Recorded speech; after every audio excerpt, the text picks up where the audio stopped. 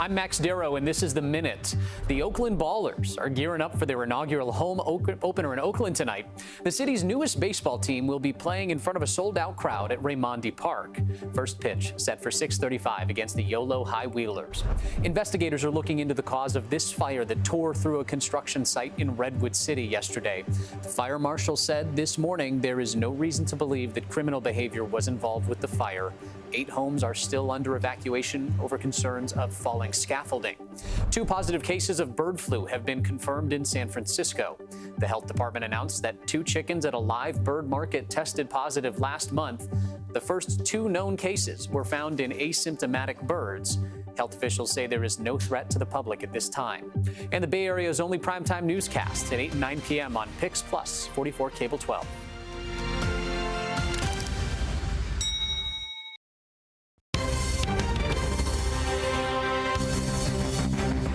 Okay, these are your daytime highs for today, and they certainly stand out on their own. We're going to do a little comparison in a minute because I want you to see how much higher these numbers are than yesterday. But look where you're going inland. You're going to be near 100 for inland parts of Contra Costa and Alameda County. San Jose, your numbers bring you to the low 90s today. As impressive as these are, you need the perspective, I think, of seeing just how much warmer they are than yesterday. That's half this story.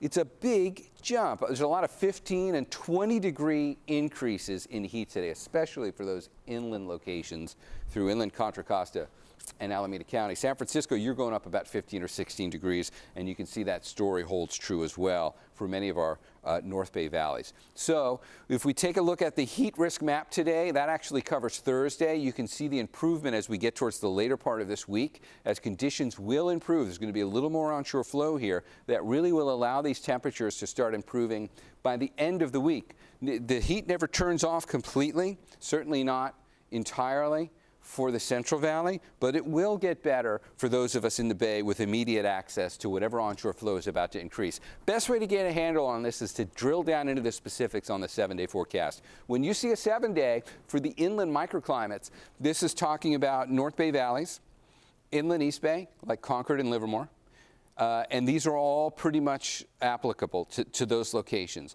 It's a wide swath of the Bay as a whole that's really going to experience this in tandem very similarly. So these numbers apply to a large percentage of us. However, they don't cover the whole story. Let's get back into the Bay. We're going to stair-step this down from microclimate to microclimate. San Jose's numbers are already 10 degrees cooler. Low 90s is still hot, but you're 10 degrees cooler today than those inland East Bay valleys, and then you'll come down and you'll be in the mid-80s by the time we get towards the weekend. Let's do that again. We'll work a little bit farther up the peninsula, and we're going to use Redwood City as our example now. Your numbers are mid to upper 80s, and Redwood City is our example to represent most of mid-peninsula and East Bay Shore. Hayward, San Leandro, these are pretty much your numbers, as is for Union City, and we can round this out by taking a look at Oakland. You'll see Oakland's numbers, for the most part, are mid-80s. You can take 5 degrees off of these, and that gives you San Francisco. Call it a rebirth. Call it a revival. These are the Ballers, a new pro baseball team. Built by Oakland. All right, Ballers, let's go. Built for Oakland. We are just hours away from first pitch for the Oakland Ballers' inaugural home opener tonight. The town's newest baseball team will play in front of their home crowd for the first time ever. The newly renovated stadium at Raimondi Park is in a neighborhood that's really undergoing a dramatic transformation. It was once home to Oakland's largest homeless camp on Wood Street that was cleared about a year ago.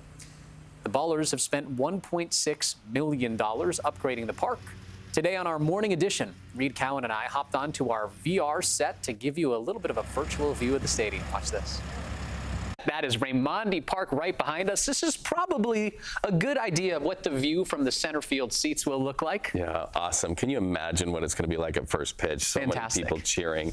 Oakland, you deserve that standing ovation. We just know it's going to happen. Wilton Walker has a closer look at what you will experience from security all the way to parking.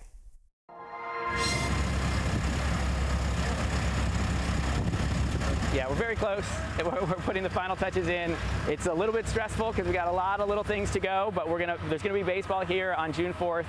On the cusp of opening day, Ballers co-founder Paul Freeman is watching the final pieces fall into place, getting the park ready for baseball and an opening night sellout. His message for anyone unfamiliar with the area. Well, I think, first of all, this neighborhood is a lot safer than people expect. I mean, we live in a big city. You always got to, look out. But this neighborhood, my kids played soccer at this field right over here. We also have a lot of security. Over a dozen security personnel will be here. We have OPD will be on site. So this is going to be a safe, secure environment. And for anyone who is driving and possibly worried about their car, we got a lot of different parking places. There's a parking lot right across the street over there, which is under roof. We have another very large parking facility on the other side of Wood Street, and then right next to it we have a lot that supports tailgating as well. All of them are behind secure fences. All of them are attended. People are going to be able to park their cars and come to the game safe and secure. The Ballers aren't just excited to welcome fans. They say they have landed in a neighborhood on the upswing. Yeah, look, there's a lot of great things that have been happening in this neighborhood in Prescott, even before the Ballers. This one we just painted like 2 months ago. Israel Montez has been right around the corner since the 80s. Suddenly, the surrounding blocks are dotted with renovations and new construction. Everything's getting better. I'm pretty sure, yeah. I mean, you can see all the buildings, housing all around. You got a baseball team coming up. This part of West Oakland has actually really changed in the past 5 or 6 years since I've been here. Brand new housing here. There's a new food hall opening up here. Jason Russell Snyder makes his daily dog walk through Raimondi Park. They've repaved the roads, and I've noticed that the areas that they're going to use for parking lots seems pretty lit and clean. So tailgaters will be over there. Freeman thinks some visitors may be pleasantly surprised when they see the refurbished neighborhood surrounding the park, and that their focus will be on baseball. The Ballers have been adding momentum to a neighborhood that already had great momentum, and it's going to be a wonderful place to come and see a baseball game. We have mentioned all the street and sidewalk work being done over the last several weeks. That too said to be part of the larger effort to make everybody feel good about coming down here no matter how they get here. Remember, if you can just get yourself to the West Oakland BART station, they will be running shuttles over here to the ballpark. And later this week, you can watch the team's Friday home game against the High Rollers on Pix Plus 44 Cable 12. That starts at 6:30 p.m. And we are partnering with the Ballers to bring you all of the Friday night home games through the end of August. Today, fire crews continue to monitor 2 scenes at 2 recent brush fires. Firefighters are making progress on the Corral fire south of Tracy. It's the largest wildfire burning in California. And then a smaller one that broke out yesterday just east of Livermore. That fire burned nearly 100 acres in less than 2 hours. But despite it moving quickly on that hillside, fire crews have gotten it under control. It broke out just after 4 o'clock on yesterday afternoon, burning right up to the road in the area of Patterson Pass and Midway Road. Fortunately, it didn't burn any buildings, and fire crews say nobody was hurt. Meantime, when it comes to the Corral fire, all evacuation warnings have been dropped in the area. That fire started Saturday near a Lawrence Livermore lab site near the border of Alameda and San Joaquin counties. That fire did burn a home and several cars, but as of right now, it is mostly contained. Now to the peninsula this morning, where an entire year of work to build more than 170 affordable housing units is gone. Fire destroyed an affordable housing project under construction on Middlefield Road in Redwood City on Monday. At one point, neighbors in the community had to leave their homes. Our chopper shows the extensive damage from above. This was a $155 million project meant to help people have an affordable place to live in an area really where that's difficult to do. Investigators believe the fire started on the 5th floor. About 100 construction workers had to run from the flames, drop everything and go. We spoke to fire investigators on scene this morning who say they are trying to figure out what caused the fire. We do not have any reason at this time of believing that there is foul play, but that is part of the investigation, just so you're aware. We still have 8 homes that are currently evacuated just due to fall risk from scaffolding. Dozens of neighbors forced to leave their homes because of concerns the fire could spread. But as our Kevin Coe shows us, some of them decided to stay behind to protect their properties.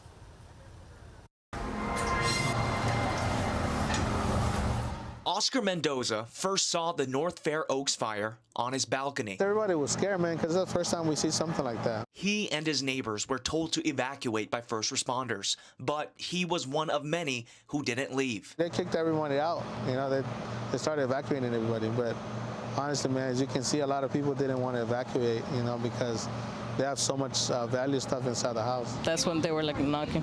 This ring video from another neighbor shows a San Mateo County deputy knocking on their door, then running to do the same to nearby homes. Everybody just freaked out, man. Like, I saw a mother running, trying to go inside the house because her family was over there, and I guess they were not allowing her to go over there. But I mean, I think in this situation, you're not thinking about either.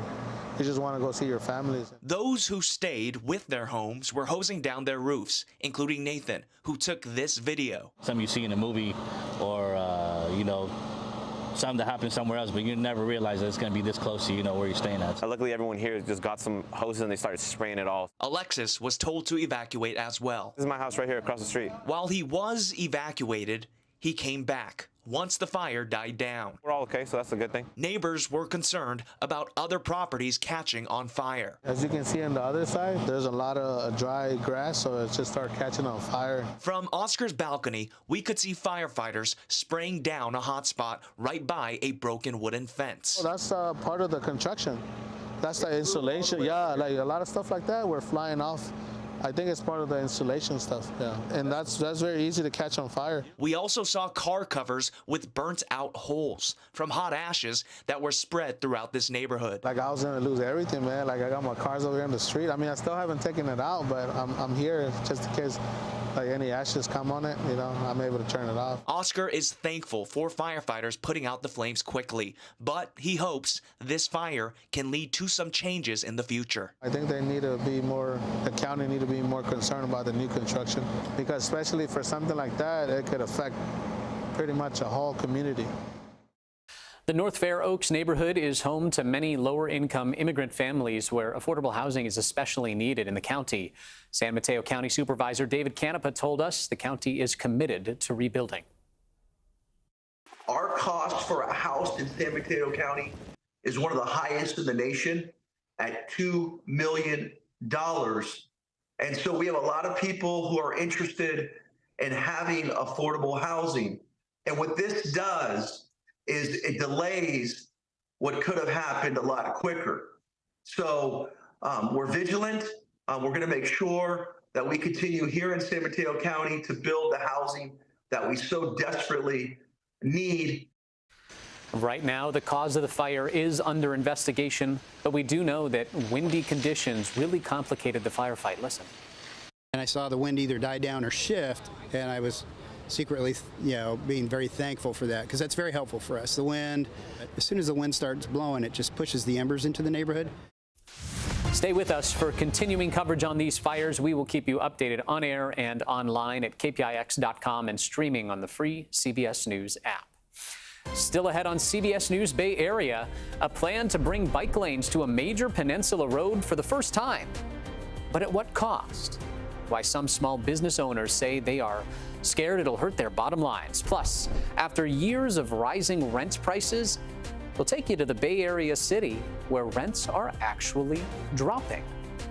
And there is an underground scene in the East Bay giving life to ballroom culture, how Oakland is becoming one of the most active ballroom scenes in the country. The coolest microclimate today is in the valleys of the North Bay, where the fog is still hanging on. This environment lets us take our viewers inside the weather.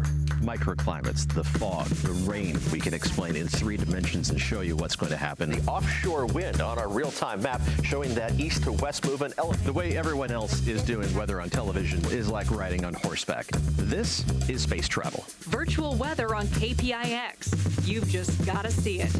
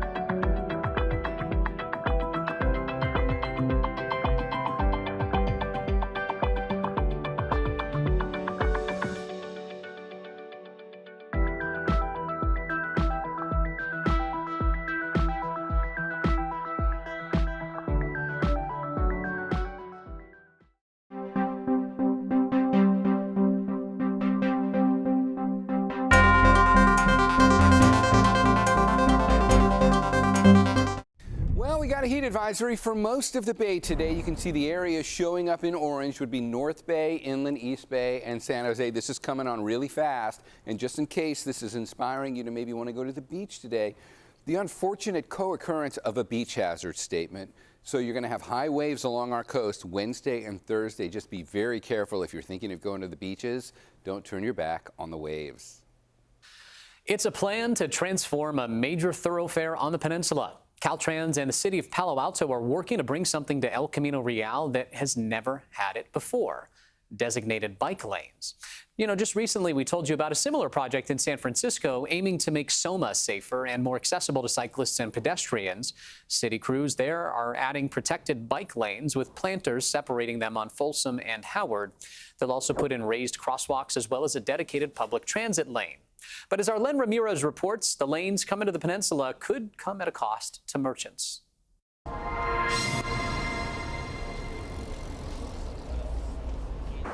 16-year-old Reza Nasser rides a bike as his main transportation around his Palo Alto neighborhood. But when it comes to the El Camino, he avoids riding on the street. I do ride on the sidewalk just because it feels a lot more comfortable for me rather than riding on the street where cars are right there and it feels a bit dangerous, definitely. He's not alone. In fact, many of the people we saw riding bikes in the Barron Park section of the El Camino did so on the sidewalk. And that's because this busy road, which doubles as State Highway 82, has never had bike lanes. But that's about to change. We're on the sidewalk now. We would add a bike lane 6 feet out. It would have a quick curb separated bollard and temporary curb. And now there's a designated place for the biker.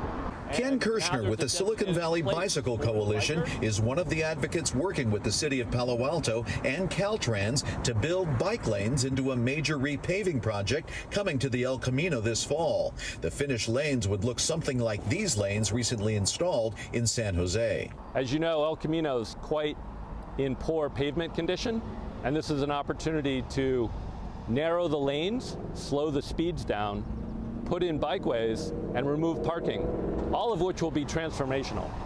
Bike advocates say removing street parking will increase side-to-side visibility for cars, bikes, and pedestrians, making it safer when they cross the El Camino or turn onto it from a side street. But some merchants say it will hurt their business. They put the bike lane, they're not thinking about the car they're parking in front of the shop and buy and go. You know, they're going to kill those. Hassan Board has owned the Barron Park Market for 43 years. He says his customers rarely use a parking lot in the back, preferring to park on the street just steps away from the door. He worries what will happen if customers lose that convenience. Probably we lose about 35 to 40% of our business. That much, yeah. Mm-hmm. Well, it is a loss, and certainly some businesses will be more impacted.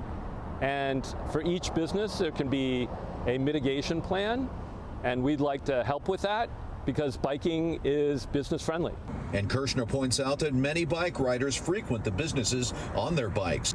And although final plans have yet to be approved, Reza didn't have to think twice about what side he's on. Well, we're standing right here. They're parking lots, but I feel like the safety of the bikers is probably more important than, you know, the parking, retail parking. The Palo Alto Bike Lane project is part of a major overhaul of El Camino Real. Bike lane improvements are also planned for Mountain View and Los Altos. In San Francisco, there is a new effort to crack down on the sale of stolen goods on city streets. Mayor London Breed and State Senator Scott Wiener announced a new bill that they say would combat fencing. The bill would require vendors to have a permit in order to sell items that are deemed as frequently stolen. Vendors would also have to show documentation that they obtained the merchandise legally, such as proof of purchase, similar to like a proof of purchase. Now, it's not too often that you hear about price drops in today's economy, but that's exactly what is happening in Oakland. Rent is getting cheaper. According to the website Apartment List, the average rent is just below $2,000 a month. That's about a 10% drop from last year. Our Kelsey Thorud spoke with one renter who is taking advantage of this. She just moved to Oakland because of the lower prices. A lot of light, yeah. We also just want a space that feels really calming, and definitely one of my favorite parts was the kitchen and like I said, the corner windows. I'm a big cook. I love cooking, so having a lot of counter space, having nice new appliances was really important to me. India Rose Carter Bolick just moved from San Francisco to this apartment in Oakland with her partner. I can't afford to live in San Francisco anymore, and so this kind of felt like the only option that was relatively close to home. India says they toured dozens of apartments during their search and definitely noticed the lower prices in Oakland. We were aiming for a 2-bedroom with the hopes that we would have a space for an office. Here, they were able to get that. They landed in a modern 2-bedroom, 2-bath near Lake Merritt. Yeah, we're gonna have a desk, and we're actually gonna move that small blue couch out there in here so we have a little lounge space to work in. Local rental experts say Oakland is one of the only cities in the Bay Area seeing a decrease in rental prices right now. They say the main factor contributing to that is the amount of empty rental units in the city. Many new apartment buildings sprouted up before the pandemic. Now, with remote work and the issues the city has seen with crime and safety, not as many people are choosing to live here, meaning landlords have to decrease their rents to attract new residents. But even with the decrease in prices, the overall price of apartments in Oakland remains high compared to other cities across the country, and still prices out many people who've lived in Oakland for years.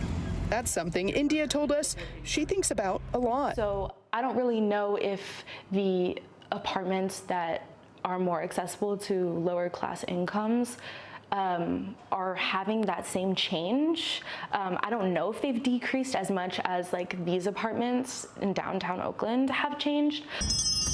India told us she hopes the city can be a place where everyone who wants to live here can find an affordable and comfortable place to live.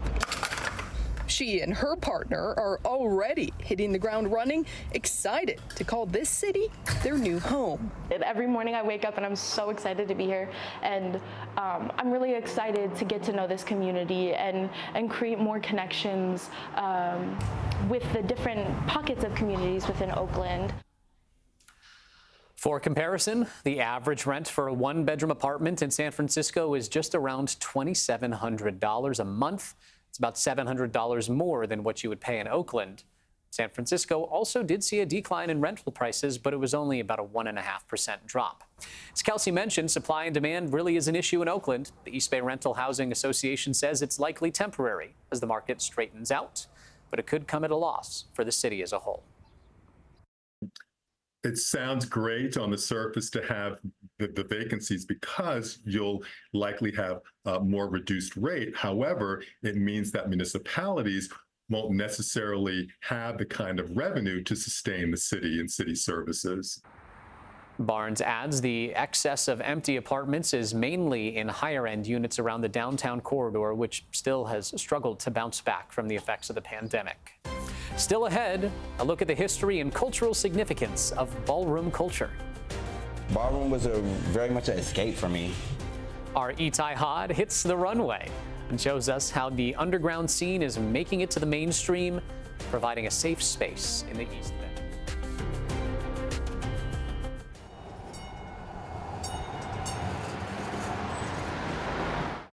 Now you can get your KPIX news, weather, and live stream all in one place on the CBS News app. Download it free today.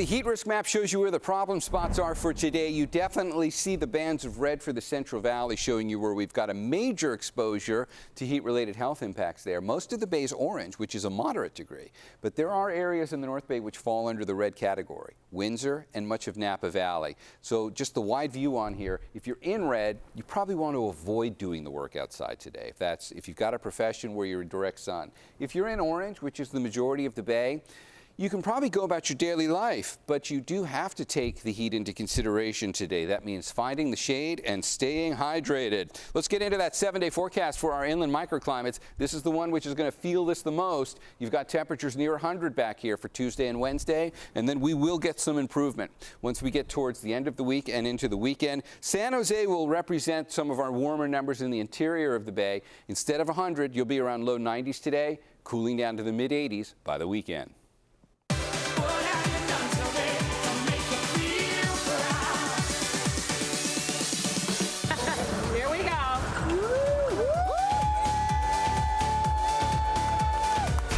With that moment, San Francisco kicked off the city's 54th annual Pride Month with the traditional flag raising at City Hall.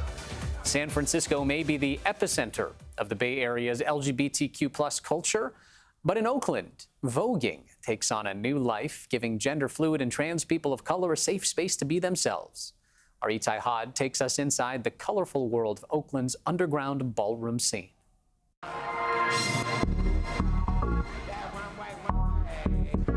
Welcome to the glittering world of ballroom, where the colors are bright, the drama is high, and the heels are even higher. Ballroom was very much an escape for me. In 2021, Soho Tishi moved to the Bay Area from Brooklyn looking for acceptance. He found it in Oakland's ballroom scene, where he learned to vogue. I grew up in a very strict kind of military family, so this was like my outlet. The dance, popularized by Madonna's iconic music video, is rooted in the ballroom culture of New York City in the 1980s, where gender-fluid people of color formed groups known as houses, chosen families that provide its members with protection and a sense of belonging. These houses face off in fierce but friendly ballroom competitions that include different categories and prizes. Ballroom is really just a safe space for us to be creative with our peers and find that support while also having like that competitive aspect. Tonight, Soho is competing in the runway category, where he'll be judged on his walk, confidence, and overall look. I'm very much a big anime geek, and I wanted to kind of be, when I step out, all eyes on me, so I took it literal. In recent years, the underground ballroom community has stepped out of the shadows and into the limelight. Everything is yours! Appearing in hit TV shows like Pose, Legendary, and RuPaul's Drag Race. It's the attitude, it's like you command the room. Eve Bodega Saint Laurent is the mother of the House of Bodega and this evening's host. She says Oakland is quickly emerging as one of the most active ballroom scenes in the country. But as we learn, not everyone is runway ready. Bam, bam, it's in the hip, bam.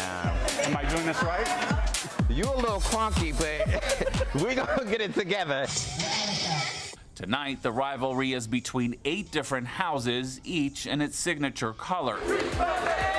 As Soho hits the dance floor, decked out in purple, he's focused on serving up the perfect amount of attitude to secure the highest score from the judges. You have to make people in the audience feel every bit, every moment, every morsel that you do.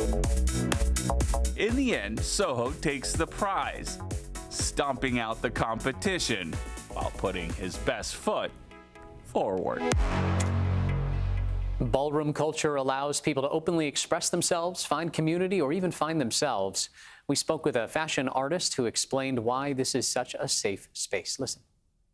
It has been such an amazing place for young, talented, and artistic people to go and express themselves where they may have not had that moment or opportunity from their homeland, and mostly from their own family members. They were shown for being who they were and so expressive.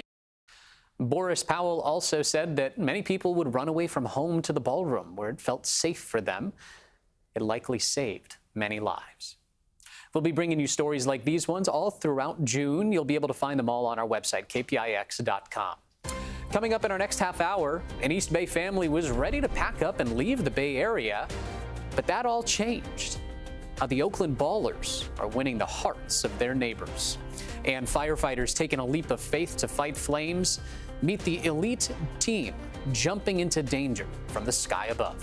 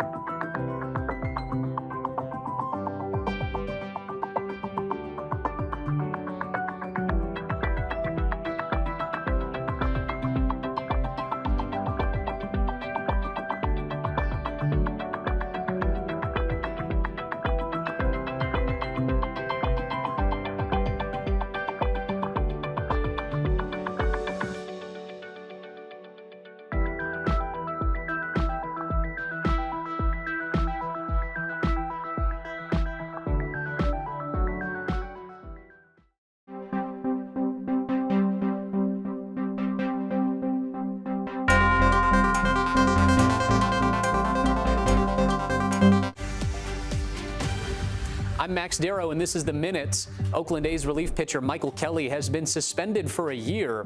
The Wall Street Journal reports he bet on Major League games while he was on a roster. The A's said it occurred before Kelly joined the Athletics and that it supports the league's sports betting policy. Firefighters battled a house fire in Vallejo overnight. Dispatchers received a call at around 2:30 in the morning that a house on Alameda Street was fully engulfed in flames. The house was abandoned, but 2 nearby houses were also damaged, displacing a family of 7. 70 protesters were arrested in San Francisco after occupying the lobby of the building housing the Israeli consulate yesterday. The demonstrators were calling for an end to the Israel-Hamas war. They occupied the building on Montgomery Street for several hours before police moved in.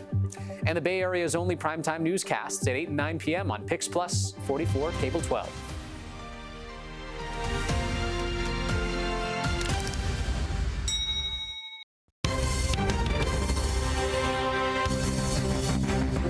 Okay, these are your daytime highs for today, and they certainly stand out on their own. We're going to do a little comparison in a minute because I want you to see how much higher these numbers are than yesterday. But look where you're going inland. You're going to be near 100 for inland parts of Contra Costa and Alameda County. San Jose, your numbers bring you to the low 90s today. As impressive as these are, you need the perspective, I think, of seeing just how much warmer they are than yesterday. That's half this story.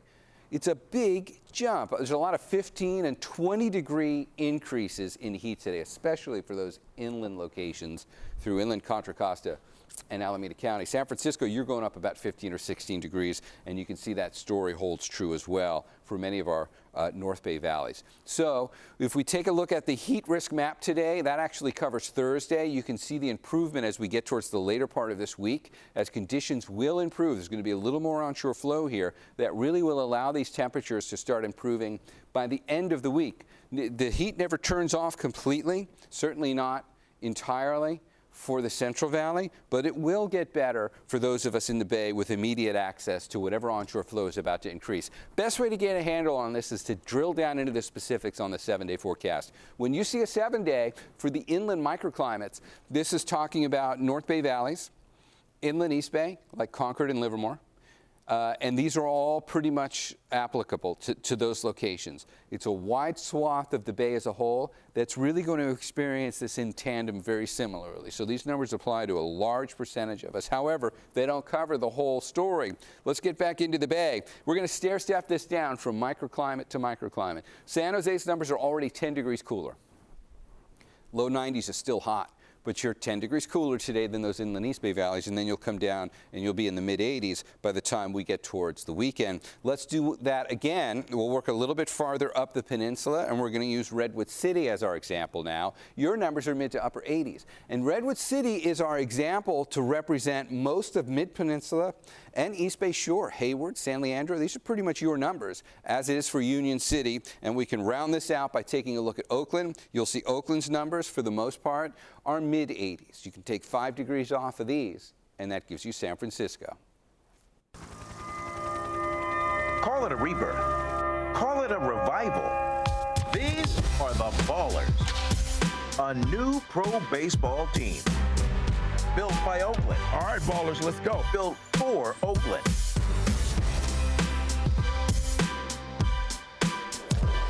The Oakland Ballers are ready to play in front of their home crowd at Raimondi Park for the very first time. First pitch is at 6:35 tonight as they host the YOLO High Wheelers in the team's inaugural home opener. Neighbors have been so impressed by how quickly Raimondi Park has been transformed so that it'll be ready for tonight's inaugural home opener. Today on our morning edition, Reed, Sean, and I hopped onto the VR set to give you a virtual view of the stadium. Check this out. This, what you see behind me, guys, this is really what community investment looks like. And Sean, you've been there to tell the story really for weeks now. It's a huge transformation out there. I'm still looking for the hot dogs. Let me know when we find the food in our virtual set. Look over here. But yes, neighbors have been so impressed by the quickness in getting Raimondi Park ready and transformed for tonight's home opener. Along the way, they also say that they have gotten some added benefits for the residents, and that's why they're spreading the word about a new baseball team in town. Family walks for Andrew and Bill Klein-Reed have changed dramatically in just the past couple of months in their West Oakland neighborhood. A lot better about where we live and deciding to buy here and make this be our home. Each time they take the dog out, there's usually something new for them to spot at Raimondi Park, the home of the Oakland Ballers. The couple was one of the first families to move in on their block in 2020. The challenges from the pandemic made it difficult to rebuild momentum here. It's just really exciting for the neighborhood, and there's a lot of energy that's come back in the last couple months that wasn't here. But since the Ballers announced they would play nearby, the impact was immediate. Andrew and Bill wouldn't say they're die-hard baseball fans, but do love the chance to spend time with friends at home games. The close proximity to the Bees may change how often they get to see a game in person, though. Probably go a few times this summer. A month. Yeah. A month. Wow. All right. New baseball. Not only has the team changed their view on the game, but also their long-term plans in the Bay Area. The couple considered moving out of their current home around this time last year. Yes, we are. We talked about it, and we're going to stick it out and see how things go now that the Ballers are in town. So another benefit for the neighborhood is the activity that will come with the games. We're talking about things like food vendors and social gatherings. They will help give neighbors a reason to come out even if they aren't planning on going to the game that night. Unlike some expansion teams, these Ballers aren't struggling in year one. They come into tonight's game on a 4-game winning streak. Overall, they have a 7-5 record to start the year. All of the games happening on the road. The Ballers hitters might have a little bit of a hard time leaving Colorado Springs after they scored 90 runs over the course of 6 games. For the season, Oakland is averaging just under 10 runs per game. That's the 3rd most in the Pioneer League.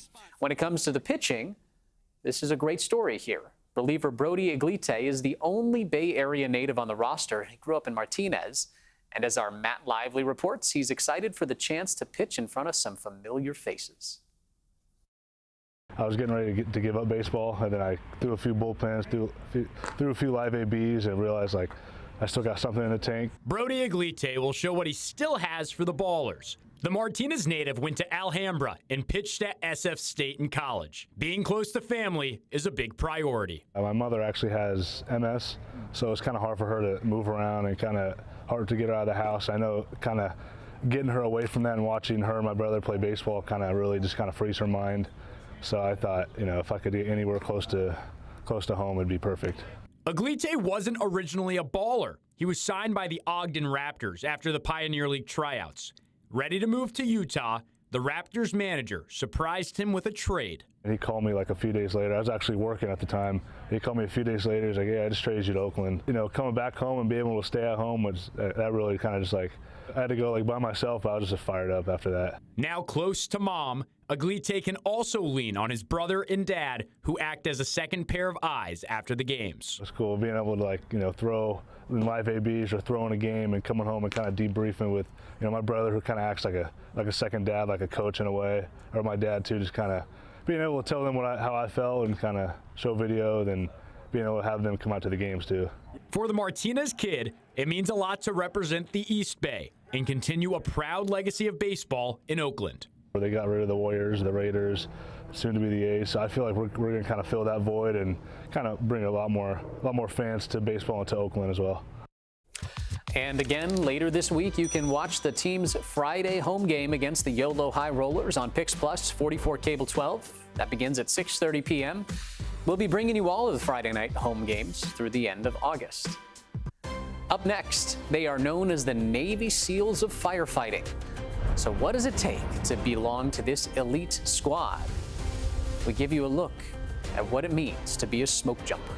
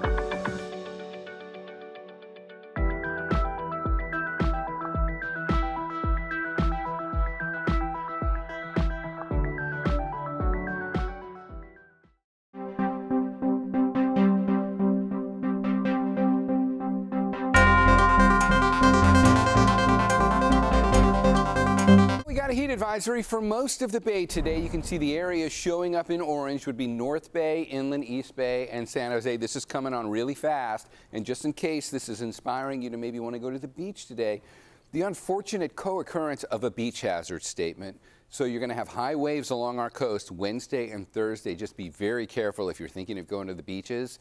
Don't turn your back on the waves. Climate change is making wildfire season longer and many wildfires more explosive than ever before.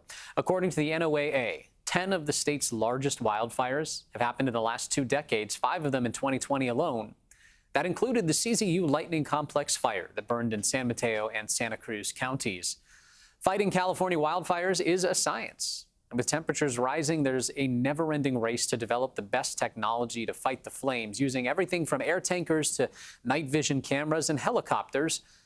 But some fires burn in dense forests and other areas that crews just simply can't reach. They need people on the ground, and that's when they call in the team that jumps out of planes for a living. Our Itai Had rode along with the smokejumpers.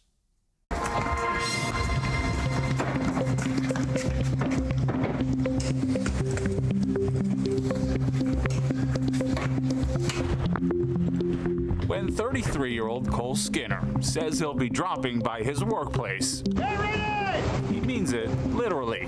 The whole thing is a pure adrenaline rush. For the last 4 years, this has been his commute. A 3,000-foot death-defying dive with views that are hard to beat. Check my canopy! Properly routed and connected. Cole is part of an elite group of firefighters that's been operating in places where roads don't exist. Drone release, cutaway, reserve, lower RSL. Called smokejumpers, they parachute directly into the flames.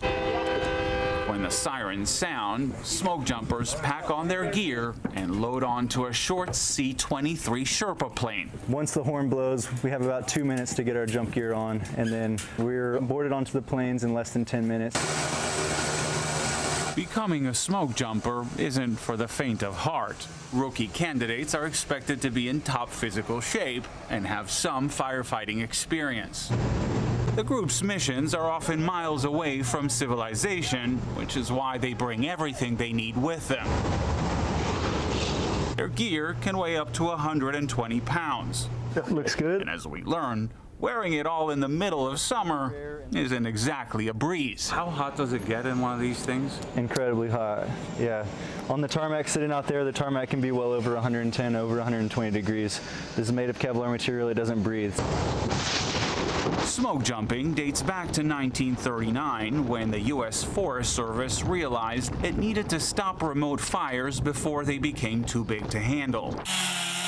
In all, there are about 400 smoke jumpers in the U.S., but as climate change intensifies, their job has become more in demand. I experienced stuff that I had never seen before. Mitch Hokinson is the Reading base manager and a smoke jumper for 25 years.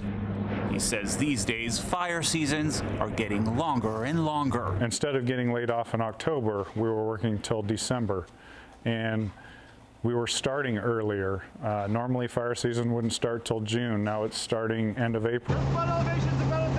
The daily grind can be both dangerous and physically demanding. And that's exactly why Cole says the moment he heard about the program, he jumped at the chance to join. No one else gets to parachute out of a plane to go fight fire, and that's what we do here. It was a dream, and when it came true, it was everything it was supposed to be. And now that he's landed the perfect job, Oh yeah, baby! the sky is no longer the limit. Let's get it! Itai asked them if they get paid more than other firefighters for jumping out of the planes. They told him no, they get paid about the same amount as top-tier ground crews, but they do get more money when it comes to working overtime. Coming up, why a Bay Area mayor wants to drop thousands of dollars on a donkey as his city faces a budget deficit. So it seems irresponsible, in my opinion.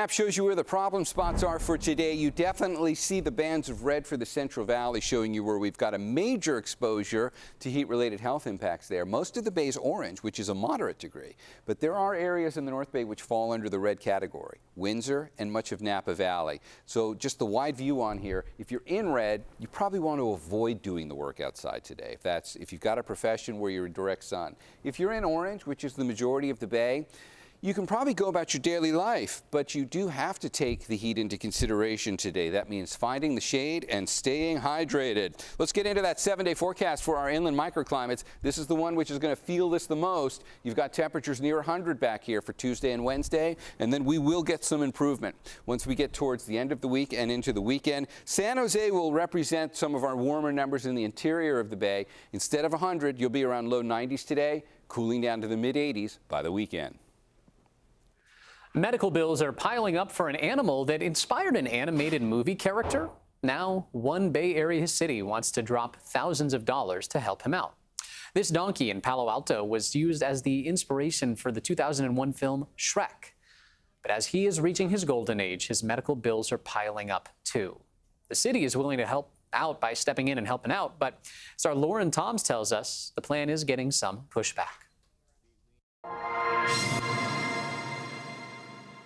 If Perry the donkey looks familiar, that's because he is. He's the real-life model behind the character Donkey in the DreamWorks 2001 film Shrek.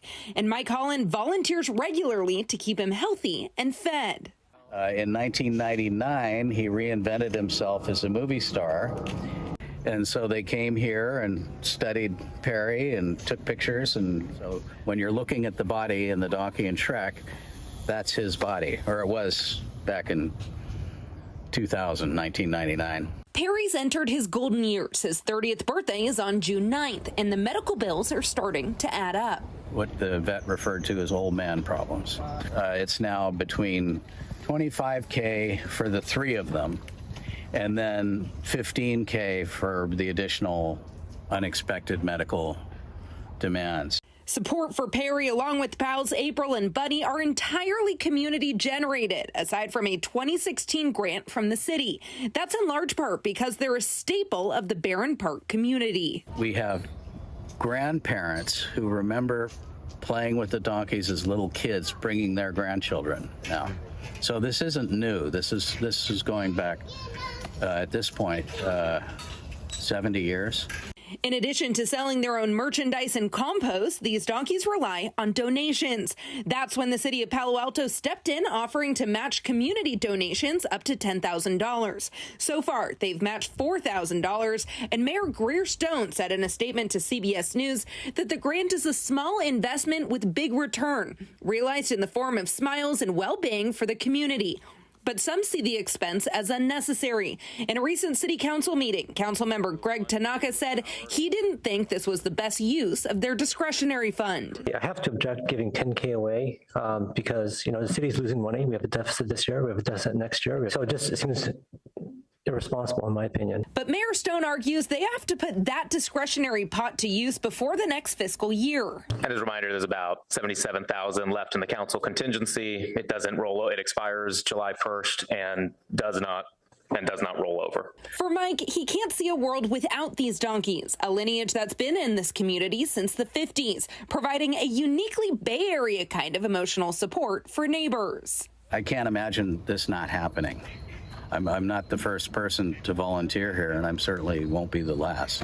A real tradition, funny neighborhood tradition that we're keeping going. Doing his part to keep that donkey spark kicking. The city has set a deadline of June 23rd for patrons to match their grant funds. Thanks for streaming CBS News Bay Area. I'm Max Darrow.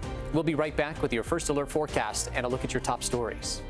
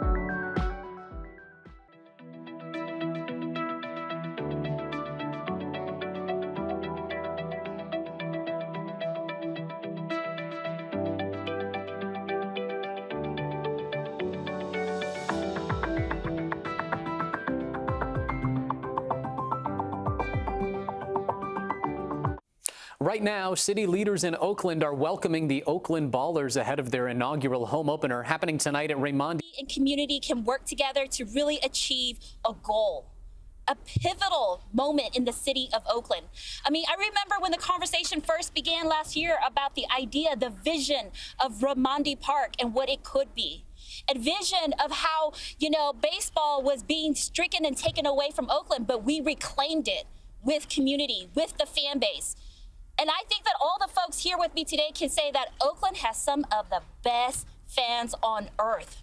And this, that's right. And this is how the magic happens.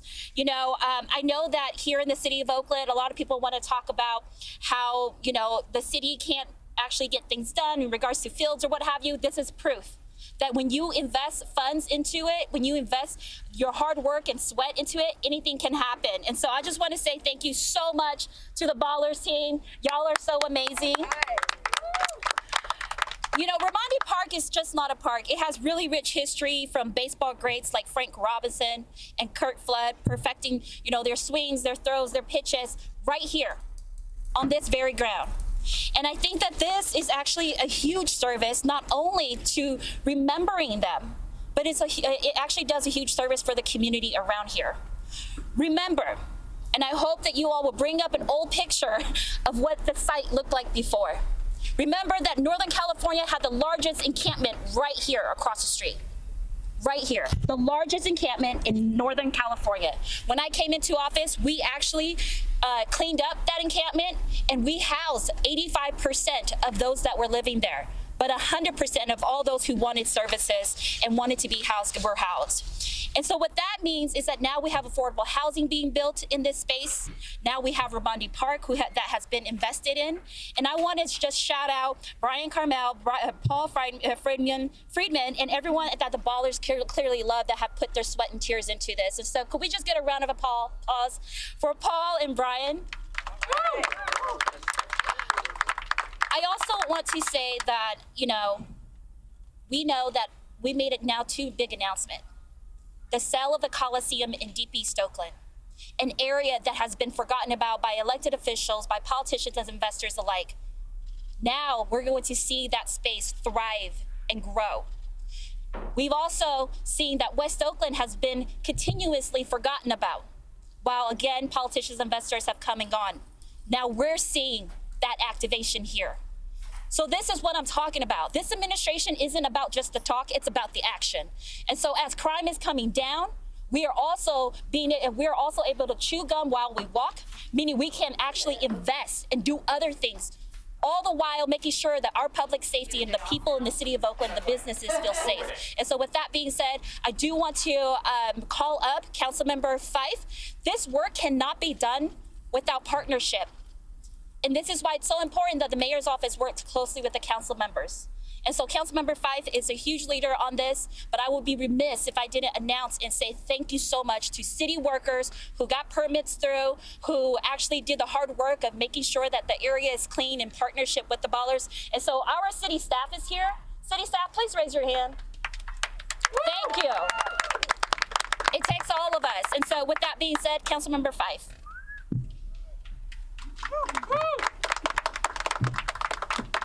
Listen, this is a historic day.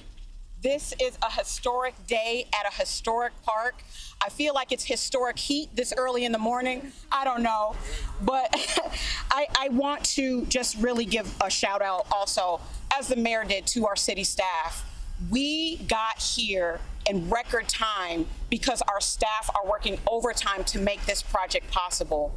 I was beyond myself having the opportunity to go to our PRAC meetings to advocate for this project, but had Harith, our EWD, Brandon, I see so many people, Fred, that are out here, so many more that I haven't even listed, that I hope get lifted up and recognized on the field tomorrow at the Wednesday game, because it is staff's dedication to the project, along with my passion, pushing it forward, individuals in the mayor's office that are saying Oakland deserves sports, professional sports, and something good in neighborhoods that have been disinvested in. I made a commitment to West Oakland. That's why I ran, to bring back energy to the places through over time have been erased. And this is an epic example of what we can do when our teams come together, when people who love the city come together, our residents. We're going to hear from one of our amazing volunteers and residents after me, but our economic and workforce development department, real estate, everyone came together because we know that Oakland deserves something good. So no matter what naysayers have to say, I want to see this field filled up for every single home game that the Ballers play in West Oakland. Because it's not just about opening day, it's about every day. So we can show the world that Oakland is open for business and open for sports that brings community together and brings economic development to West Oakland. So I'm deeply grateful for Paul and for Brian and the entire Ballers team and everyone that's coming together to make this a success. Thank you. I want to bring up right here our volunteer extraordinaire. I'm going to give you your point, to talk about the community engagement on this project. Yes. Thank you, Councilmember Fife. And my name is Josh Gunter. I'm with Friends of Raimondi Park. I started a monthly neighborhood cleanup group here just last year to gather neighbors to come and pick up trash in the park. At that time, we had no idea what was coming. We just wanted to increase positive neighborhood engagement. We wanted to take part in helping steward this really important resource. This has been a park for over 100 years. It's one of Oakland's first 3 city parks ever. And it's been a source of professional and community baseball and recreation of all kinds throughout that 100-year history.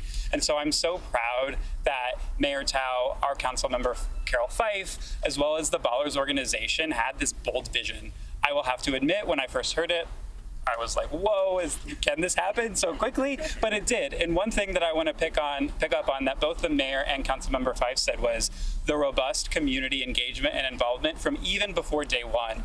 Before the Ballers had even proposed any proposal, Councilmember Fife and the team were knocking on doors.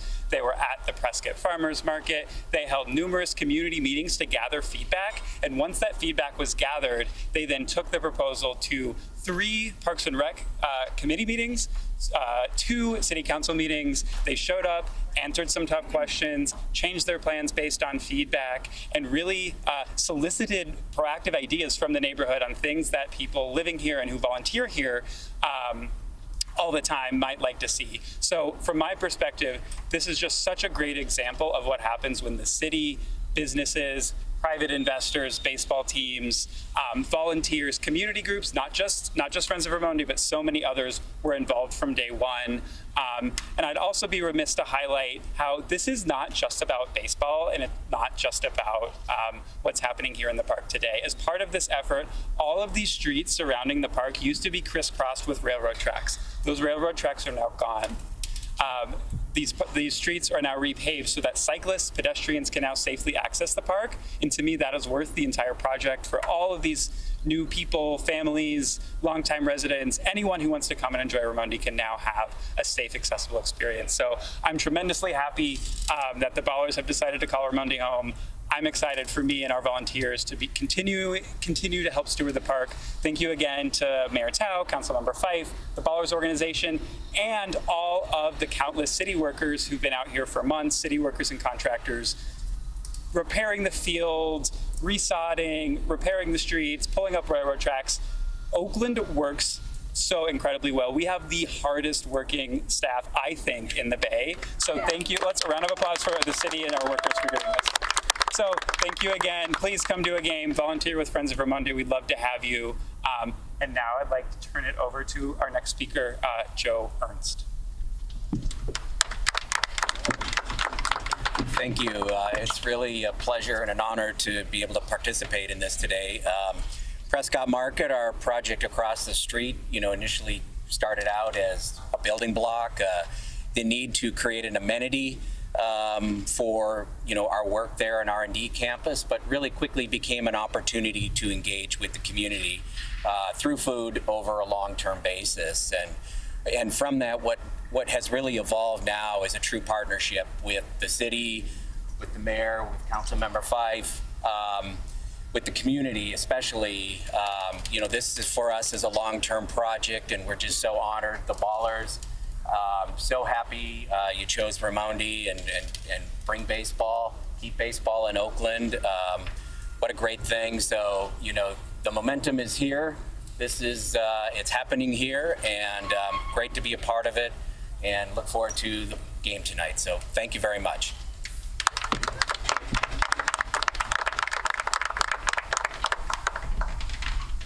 Hi, everybody. This is it, opening day. Paul and I met in high school right here in Oakland, and we're just baseball fans. Last June, so it was about a year ago, when news hit that the other team that called Oakland home was most likely going to leave, we just felt heartbroken. And that's what this was about. We just felt like this can't be the end of baseball. This can't be the end of the legacy of baseball in Oakland. And we just started scratching our heads and thinking, well, what can we do about that? And then, Paul texted me a couple days into this conversation and said, well, what if we started a new baseball team? We have no baseball experience. I think we both sort of capped out at T-ball. We're not athletes. We've done other things with our lives, but we just started saying, yes, we can do that. We can make that happen. And that's what this has been about. So the first person I want to thank is Paul Friedman, my co-founder, because, he said, let's start a baseball team. And probably I'm just like the only person that, he probably texted 10 people and said, let's start a baseball team, and I'm the only person that texted him back. But we just rolled up our sleeves and we started doing it. And I'm overwhelmed with what this has become, that this is a legit baseball field. This was unplayable a couple of months ago. You couldn't even have a Little League game here, and look at it now. And that's because of all of these people. That's because of our elected officials. That's because of Councilmember Fife. That's because of Mayor Tao. And that's because of all of our city workers. We all rolled up our sleeves. As the mayor mentioned, there's a lot that's been said about Oakland in the media, that Oakland can't get things done. And we just reject that. That's not what Oakland is, and that's not who we are.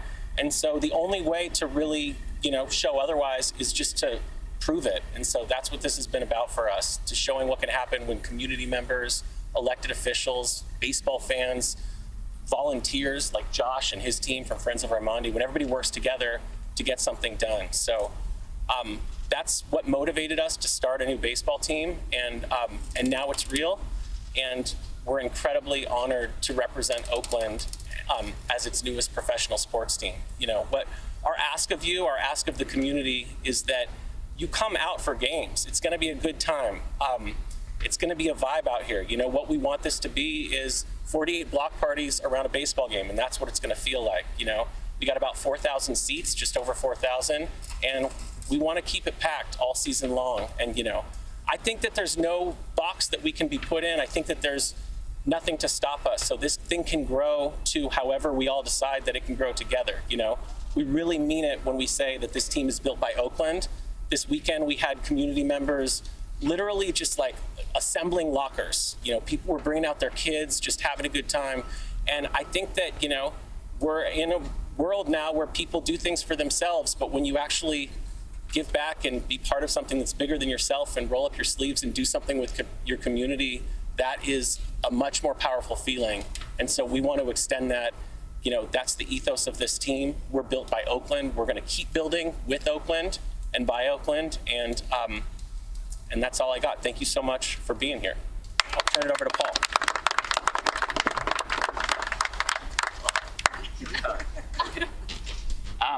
Brian was not the only person who texted back. He was just the first. I'm Paul Friedman with Brian. I'm co-founder of the Ballers. Our team isn't even a year old.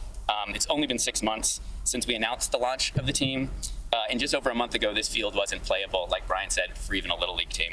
A lot of people talk about what Oakland is and is not as a city. A lot of people from outside of Oakland say what Oaklanders can have and cannot have. We hope in some small way with this project, our actions speak louder than their words. Since we were first approached by the mayor and her team, we've received nothing but incredible support from an army of people. You have no idea how many people were working behind the scenes. If I started naming them all, we would miss the opening pitch. But they've been incredibly professional. We've gotten so much stuff done in an unbelievable amount of time. When we first launched this team, Brian said why. We were heartbroken. You know, we had lost our team. We had lost the thing that we thought brought this community together. And so we wanted to have a team, not to replace it, but to have opening days and to have opportunities to bring your family to the ballpark. That was the first reason. Then when we had the ambitious idea that we could try to build a ballpark and prove something about Oakland, you know, our ambitions grew. And I hate to say this to Brian, our ambitions have grown again. Because right now, we want to lead the greatest comeback in the history of sports. Sports used to be about community. Sports used to be about bringing people together. Sports used to build ballparks like this from the ground up in partnership with the community. But at some point in time, they've lost their way, and we're going to lead a movement to bring it back. And you can either join us or get out of the way. Those are the only options. Now that being said, that's where we want to go, but I got to be honest about where we are today. Today, we're just a community team, largely owned by neighbors. Our players are playing for a shot at glory. They aren't household names yet, but they want to win for Oakland. They want to deliver smiles, and we're just at the beginning of our journey. This is literally day one. In all things, no matter how great they turn out, start small and imperfect. We will host our first game tonight, and we're going to make mistakes. We're going to get some things wrong, but we will always be here to listen and learn, to adjust, and to make things better. The theme of our season is Built by Oakland, and over the course of the season, you will see us continue to build.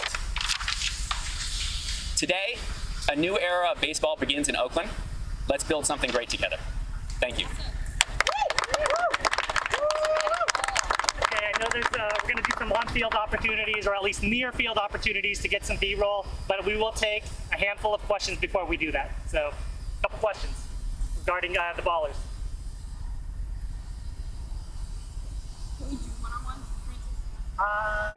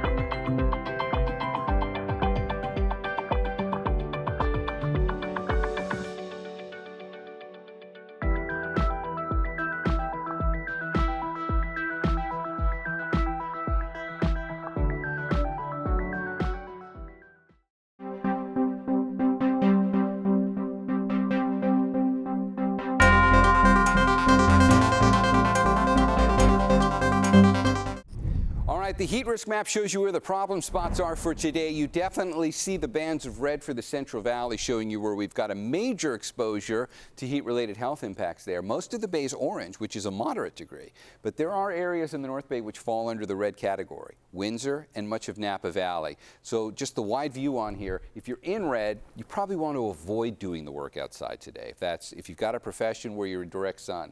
If you're in orange, which is the majority of the bay, you can probably go about your daily life, but you do have to take the heat into consideration today. That means finding the shade and staying hydrated. Let's get into that 7-day forecast for our inland microclimates. This is the one which is going to feel this the most. You've got temperatures near 100 back here for Tuesday and Wednesday, and then we will get some improvement once we get towards the end of the week and into the weekend. San Jose will represent some of our warmer numbers in the interior of the bay. Instead of 100, you'll be around low 90s today, cooling down to the mid-80s by the weekend. It's a plan to transform a major thoroughfare on the peninsula. Caltrans and the city of Palo Alto are working to bring something to El Camino Real that has never had it before: designated bike lanes. You know, just recently we told you about a similar project in San Francisco aiming to make Soma safer and more accessible to cyclists and pedestrians. City crews there are adding protected bike lanes with planters separating them on Folsom and Howard. They'll also put in raised crosswalks as well as a dedicated public transit lane. But as our Len Ramirez reports, the lanes coming to the peninsula could come at a cost to merchants.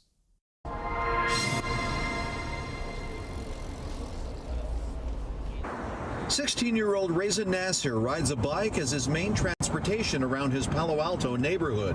But when it comes to the El Camino, he avoids riding on the street. I do ride on the sidewalk just because it feels a lot more comfortable for me rather than riding on the street where cars are right there and it feels a bit dangerous, definitely. He's not alone. In fact, many of the people we saw riding bikes in the Barron Park section of the El Camino did so on the sidewalk. And that's because this busy road, which doubles as State Highway 82, has never had bike lanes. But that's about to change. We're on the sidewalk now. We would add a bike lane 6 feet out. It would have a quick curb separated bollard and temporary curb. And now there's a designated place for the biker. Ken Kirshner with the Silicon Valley Bicycle Coalition is one of the advocates working with the city of Palo Alto and Caltrans to build bike lanes into a major repaving project coming to the El Camino this fall. The finished lanes would look something like these lanes recently installed in San Jose. As you know, El Camino's quite in poor pavement condition, and this is an opportunity to narrow the lanes, slow the speeds down, put in bikeways, and remove parking, all of which will be transformational.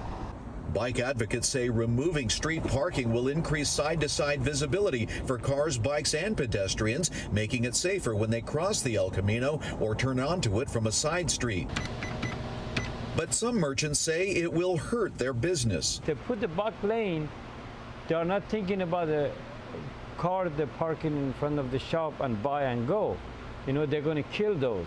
Hassan Board has owned the Barron Park Market for 43 years. He says his customers rarely use a parking lot in the back, preferring to park on the street just steps away from the door. He worries what will happen if customers lose that convenience. Probably we lose about 35 to 40% of our business. That much, yeah. Mm-hmm. Well, it is a loss, and certainly some businesses will be more impacted. And for each business, there can be a mitigation plan, and we'd like to help with that because biking is business friendly. And Kirshner points out that many bike riders frequent the businesses on their bikes. And although final plans have yet to be approved, Reza didn't have to think twice about what side he's on. Well, we're standing right here. They're parking lots, but I feel like the safety of the bikers is probably more important than, you know, the parking, retail parking. The Palo Alto Bike Lane project is part of a major overhaul of El Camino Real. Bike lane improvements are also planned for Mountain View and Los Altos. In San Francisco, there is a new effort to crack down on the sale of stolen goods on city streets. Mayor London Breed and State Senator Scott Wiener announced a new bill that they say would combat fencing. The bill would require vendors to have a permit in order to sell items that are deemed as frequently stolen. Vendors would also have to show documentation that they obtained the merchandise legally, such as proof of purchase, similar to like a proof of purchase. Now, it's not too often that you hear about price drops in today's economy, but that's exactly what is happening in Oakland. Rent is getting cheaper. According to the website Apartment List, the average